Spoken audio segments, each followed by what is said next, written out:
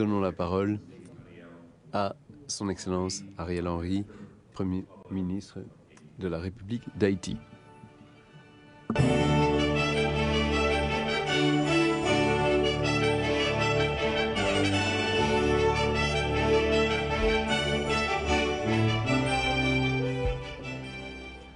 Monsieur le Président de séance, Mesdames, Messieurs, chers collègues, chefs d'État et de gouvernement, Mesdames, Messieurs les représentants des organisations internationales, Mesdames, Messieurs les membres des pays et organisateurs observateurs, Mesdames, Messieurs les membres de délégation, chers invités, Mesdames, Messieurs. C'est pour moi un réel plaisir de me retrouver ici à Los Angeles pour participer à ce 9e sommet des Amériques, l'un des lieux privilégiés de rencontre de la grande famille de l'hémisphère occidental. Permettez-moi d'adresser au nom de mon pays, Haïti, et de la délégation que je préside, mes plus vifs remerciements aux dirigeants et au gouvernement du pays hôte pour la qualité de l'accueil qui nous a été réservé. Le thème retenu pour ce 9e sommet des Amériques, construire un avenir durable, résilient et équitable, constitue en lui-même un objectif ambitieux et désirable pour notre région. Je tiens ici à féliciter les cadres qui ont travaillé et contribué à l'élaboration des divers projets d'engagement. Si nous arrivions à transcender les égoïsmes nationaux et à nous engager réellement tous ensemble, à faire en sorte que ce thème ne soit pas seulement un slogan vide de contenu ou un simple vœu pieux, quelle serait belle notre Amérique, de l'Alaska jusqu'à la Terre de Feu, en passant par la Caraïbe. Imaginez que nous nous mettions tous à construire une Amérique unie, intégrée, dans laquelle nous ferions disparaître la misère, la pauvreté, les inégalités et la violence. Imaginez une Amérique où les richesses seraient réparties équitablement, où personne ne serait laissé de côté, où l'insécurité alimentaire et la faim auraient complètement disparu. Une Amérique où les règles démocratiques communes du vivre ensemble permettraient à tous les citoyens de vivre dans la dignité et dans le respect des droits de tous et de chacun. Une Amérique caractérisée par les relations de bon voisinage, où nous pourrions tous circuler librement d'une région à l'autre, sans restrictions inutiles, où la nature comme bien commun serait respectée et régénérée. Imaginez une Amérique où les soins de santé seraient accessibles à tous, où le fossé numérique serait comblé, permettant à tous d'avoir accès aux bienfaits des nouvelles technologies. Elle serait vraiment belle, notre Amérique, avec sa diversité de paysages, de peuples, de races, de cultures, de langues et de modes de vie. Mais, malgré les complexités et les difficultés des réalités politiques au quotidien, il est de notre devoir de penser l'avenir et de commencer maintenant à poser les bases de ce que sera notre futur et celle des prochaines générations. Notre monde devient de plus en plus dangereux et les menaces de remise en cause de ce qui nous a permis jusqu'ici de vivre ensemble dans une paix relative sont bien présentes et se concrétisent tous les jours. Partout, nos sociétés deviennent plus violentes. Les atteintes contre les valeurs démocratiques auxquelles nous avons tous souscrit et que nous avons en partage dans notre hémisphère se multiplient et risquent de nous déstabiliser. La démocratie n'est pas un état que l'on atteint une fois pour toutes.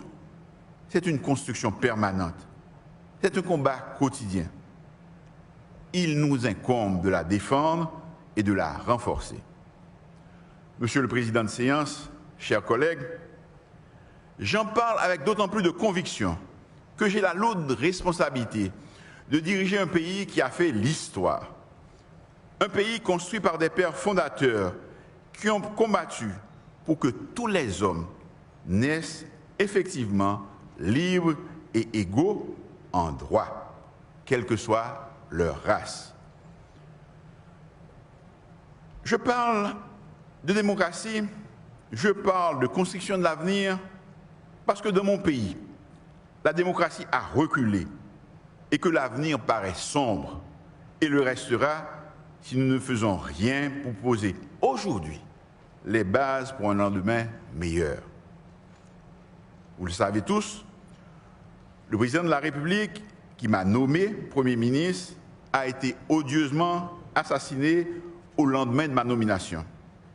J'ai le sentiment désagréable que ceux qui ont conçu et financé ce plan macabre courent toujours et échappent encore à notre système judiciaire. Je ne suis pas venu ici pour me plaindre, mais je crois que dans notre volonté de construire ensemble un meilleur avenir pour tous dans la région, vous devez avoir une idée exacte de ce qui se passe aujourd'hui dans mon pays et de ce que j'entreprends pour y remédier. Mon pays est actuellement soumis à une insécurité alimentée par des gangs armés qui volent, qui violent, qui tuent et kidnappent des nationaux aussi bien que des étrangers. Par leurs actions criminelles, ils sont parvenus à empêcher la libre circulation des personnes et des biens. La péninsule sud, victime du tremblement de terre du 14 août 2021, est pratiquement coupée du reste du pays. Nos institutions démocratiques se sont effondrées.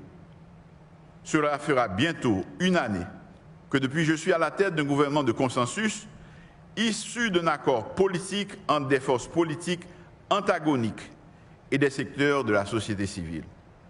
Et je continue sans relâche à parler à mes compatriotes pour tenter d'élargir ce consensus en ralliant plus de groupes sociaux autour d'un plan conçu pour ramener les institutions du pays à un fonctionnement normal et pour restituer le pouvoir à des élus librement choisis par le peuple haïtien dans le cadre d'élections libres et transparentes.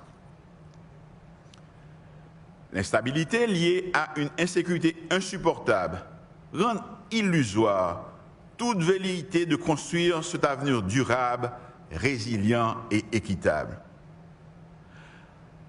La conséquence immédiate pour nous est un ralentissement de l'activité économique, une inflation importée, la fuite massive de nos jeunes et de nos cadres vers d'autres pays de la région et une difficulté à envisager l'organisation rapide des élections et la transmission du pouvoir à des élus.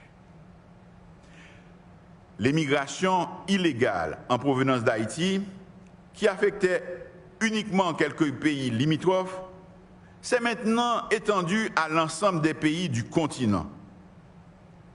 Les migrants haïtiens, dans leur quête de mieux-être, prennent tous les risques pour atteindre un pays d'accueil. Haïti accepte toujours de coopérer avec les pays de la région qui veulent rapatrier les immigrants illégaux. Mais je continuerai à plaider pour qu'un traitement humain, respectueux de leurs droits fondamentaux, leur soit réservé.